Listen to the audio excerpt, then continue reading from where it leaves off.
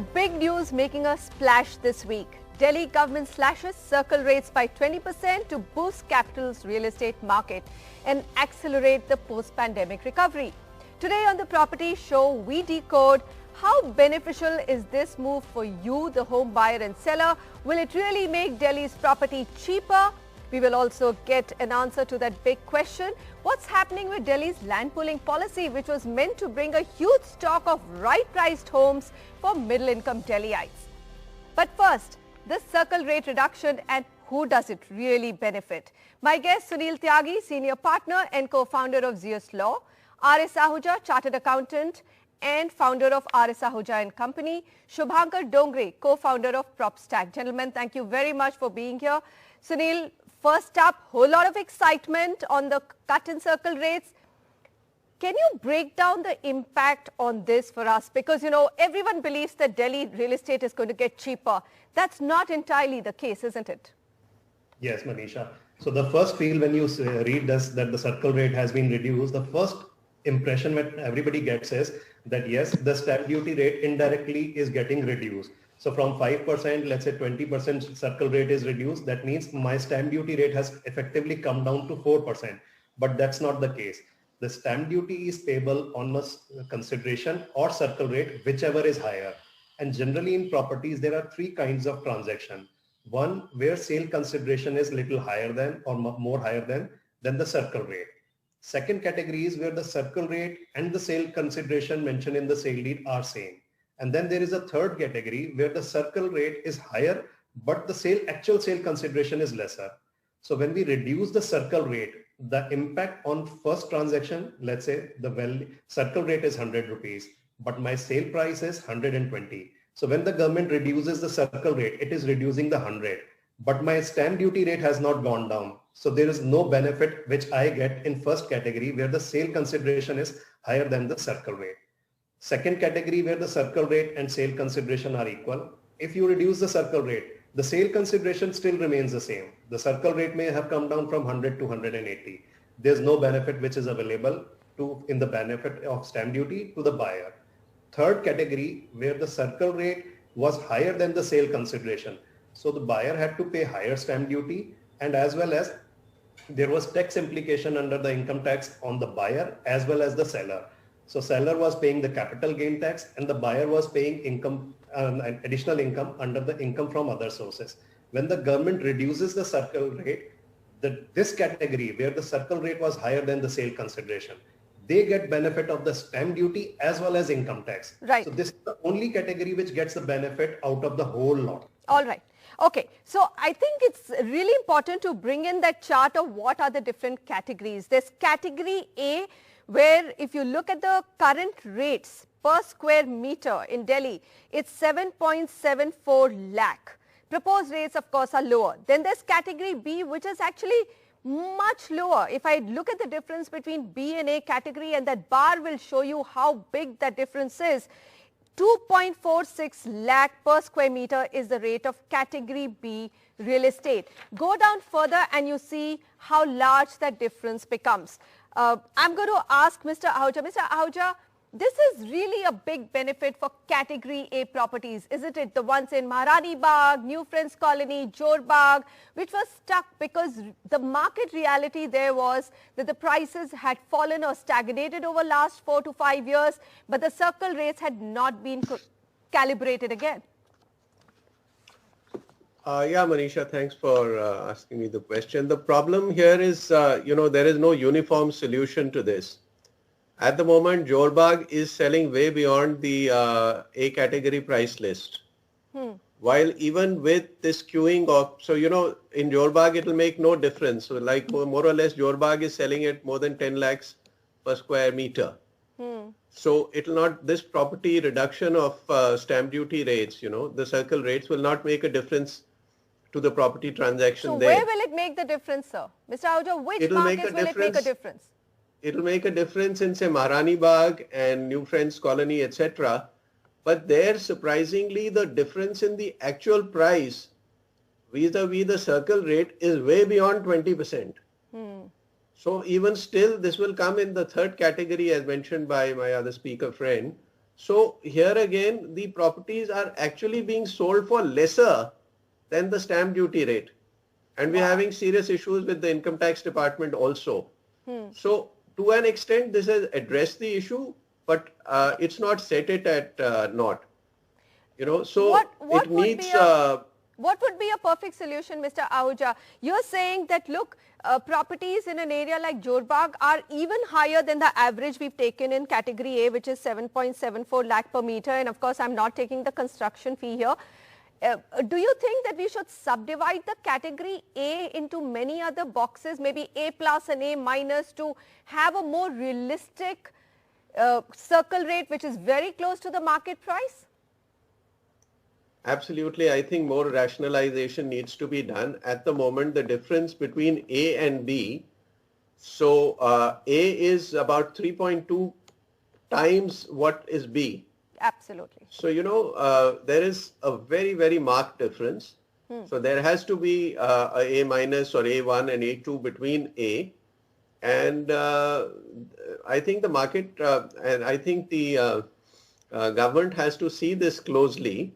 All right. Because all these issues must be clubbed together and addressed together, like the Income Tax Act and the stamp duty and all the issues that concern the real estate market should be taken up by a regulator and addressed there, instead of this piecemeal jhatka kind of a solution, because this may start a move in the property market, but whether it will become a movement is a big question. Okay, fair enough. So you're saying, all right, there will be some sellers who will probably now be inspired to sell, and buyers also, where at least the difference between the market rate and the circle rate is narrowed, but there still is a lot of discrepancy. Shubhankar, this entire thing has got translated into, so what if the Delhi government has not cut the stamp duty rates? Just bringing the circle rate down has also benefited buyers by reducing automatically the stamp duty by 1%.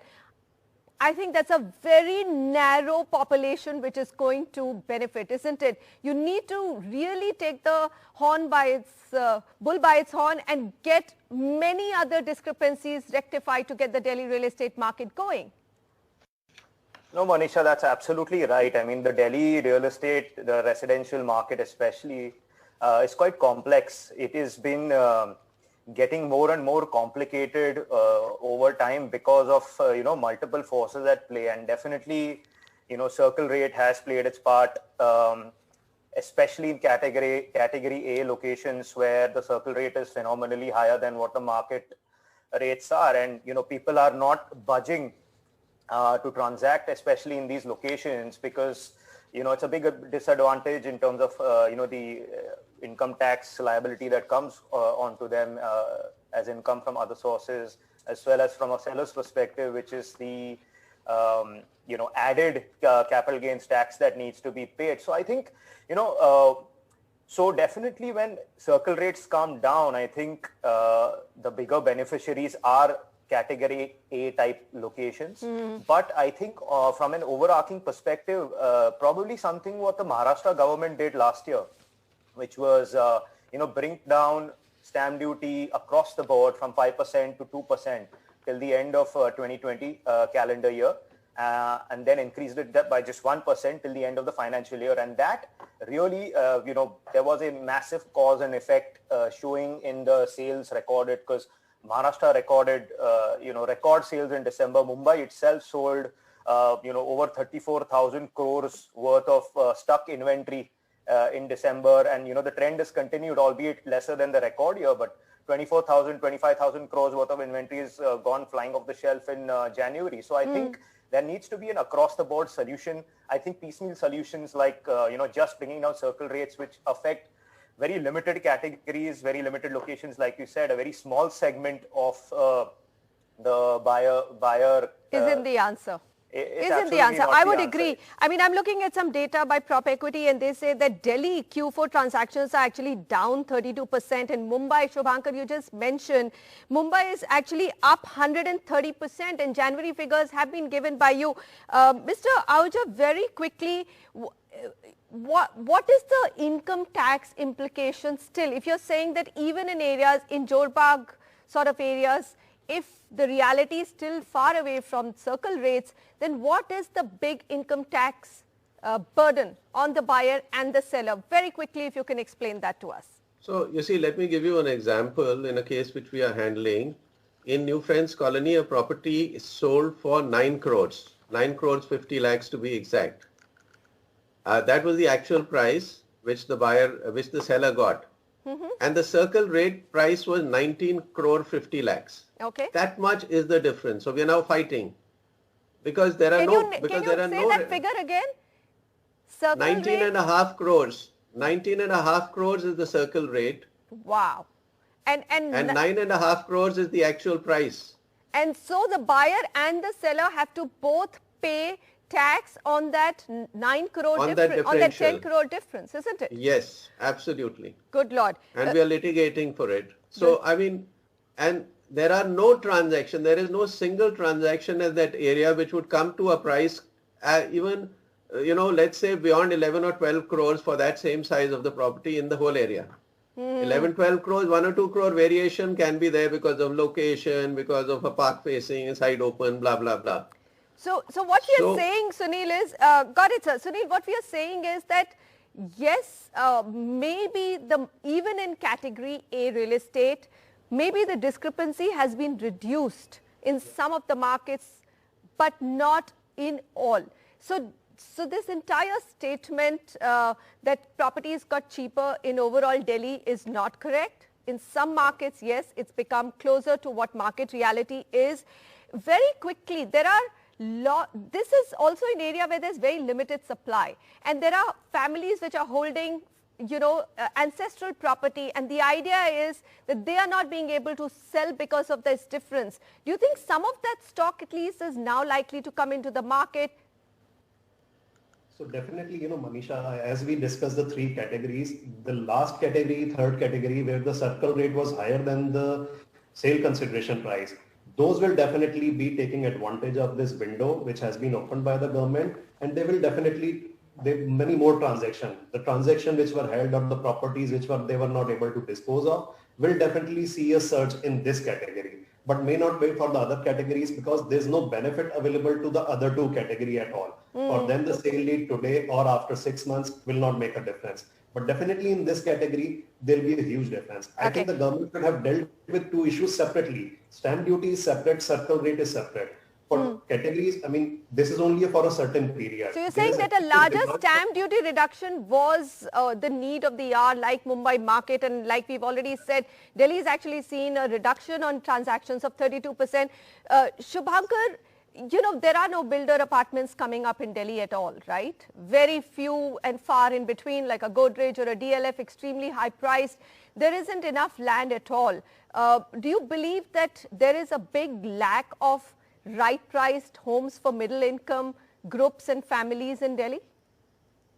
Oh, definitely, Manisha. And, especially because, like you said, there has not been too much land unlocked in Delhi over the past, several years, which has definitely created a, supply problem in Delhi. And there are certain locations then, for the right reasons, for the lack of supply, that have seen prices surge, while we've discussed that, for other reasons, especially circle rate related reasons, places like, category A locations have seen prices drop or stagnate over the past few years.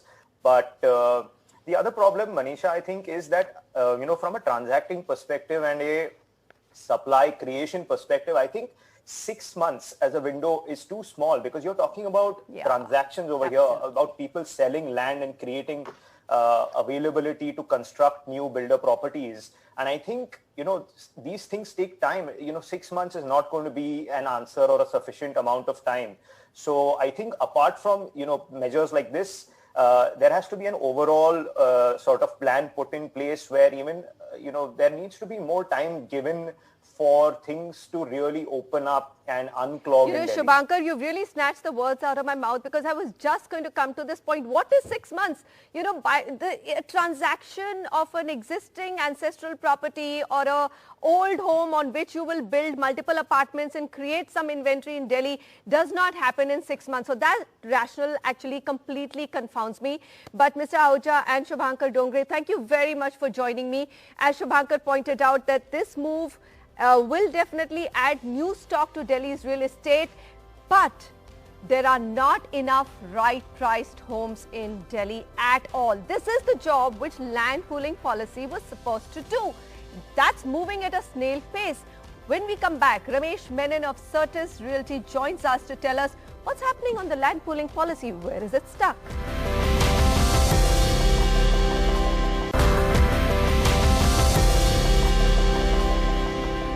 We are evaluating the impact of the circle rate reduction of 20% on Delhi's real estate market. And in the discussion before the break, we've said, yes, there's an impact, a positive for properties in prime locations of the capital, but it's simply not enough. We need to club it with a stamp duty cut of at least 2 to 3% to benefit all home buyers and start claiming that Delhi real estate has become cheaper. This move also will not do the job of bringing right-priced home inventory to the market, which was actually what Delhi's land pooling policy was meant to do, announced in 2015, approved by Urban Development Ministry, and is still crawling at a snail pace. What really happened with that? Ramesh Menon of Certes Realty joins us now. Ramesh, where are we stuck on Delhi's land pooling policy? I mean, this circle rate reduction is affecting such a tiny sliver of real estate in Delhi. Yes, you are right. This is just a small baby step. Said that, just to trace where Delhi Master Plan 2021 started, it was supposed to end this year. We haven't yet started on the land pooling. So the problems are the same as it were in 2007, and the government or successive governments have not done anything to address the moot problem of multiplicity of agencies. DDA, as it may be, is the most lethargic organization, and they get a way to, not discharge their function by saying revenue departments report to the Delhi government, MCD doesn't report to DDA, etc., etc. Ramesh, but in September, DDA actually went on record to say that 6,500 plus hectares of land has been pooled. What happened to that? Has it been pooled or not pooled? And then where are we stuck procedurally? It has been pooled rather much more than there was the whole the way DDA went about the pooling itself was wrong. You don't open the window for a few months only. You have to keep it open, encourage people to come in and join. You see, it is not just a democratic process of how to appease the landowner. What DDA has to do is to encourage investments to flow in. See, landowner, be it a farmer who's inherited or an investor who's bought it, both can only benefit when they are able to monetize it. Absolutely. So, the DDA has yet not verified the lands that have been pooled so far. They have to cross-check with the revenue department on the exact holding, etc. See, when people punched in their data, whether it's clear title or not. I mean, you can have a number of 6,500 hectares, but whether it has clear title, even that hasn't been checked, are you saying? Yes. Wow. You're right. And the second aspect is, the land holding is fragmented. Each acre of land can have multiple owners because, grandfather to four sons to 16 sons, probably 1 acre of land has 16 owners, and only 1/3 of them have actually given their consent to pool. What happens to the others? Now, these are moot questions that need to be answered by the way of a policy framework. Wow. So just very quickly for our viewers, after this 6,575 hectares is cleared in title, then 40% of this is going to be pool land for civic infrastructure, which DDA should develop. 53% will be for residential, which is why we are saying that this land needs to come into development to get right priced homes, and 7% will be for commercial and public facilities. Sunil, I mean, I have only seen frauds happening around land pooling, developers coming and giving out ads and people getting stuck in it. This, according to me, if it's been stuck since 2007 and we are in 2021, should we just give up on the idea that yet like another master plan is never going to see the light of the day? More than a decade, the policy is still on paper. There's no actual groundwork which has happened on the land itself yet. So as Ramesh mentioned, the land has been pooled, but there's no timeline or the transparency in the entire policy system where the government defines the timeline within which they will verify the title, within which they will approve the plans, within which they will allocate the land back to you, and when can the construction happen. Unless we know that, have a transparency and understand the whole process, it can't move. We are in total dark today. When will this policy will actually start happening? When will the government allocate the land? Everything is still not clear to anyone. So unless we bring the transparency and also the timelines and accountability, policy will never work. Never take off. Okay, very quickly, Ramesh, whose responsibility is it? For the longest time, it was the center and the state tossing, responsibility into each other's court like a ball.